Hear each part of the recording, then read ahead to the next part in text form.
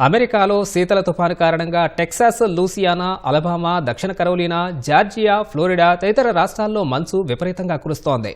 ఈ క్రమంలో టెక్సాస్లోని హ్యూస్టన్లో ఉన్న ఓ జూలో జంతువులు మంచులో ఆహ్లాదంగా ఆటలాడుతున్నాయి. ఓ గున్న ఏనుగు మంచు వాతావరణంలో ఉత్సాహంగా అటు ఇటు పరుగులు తీసింది. ఆనందంతో కాసేపు ఘీంకరించింది. నార్త్ అమెరికన్ రివర్ ఓటర్ మంచులో జారుతూ కనువిందు చేసింది. జూలో ఉన్న కొలనులో ఈత కొట్టింది. సింహాలు, ఇతర జంతువులు సైతం మంచును ఆస్వాదిస్తూ ఆటలాడాయి.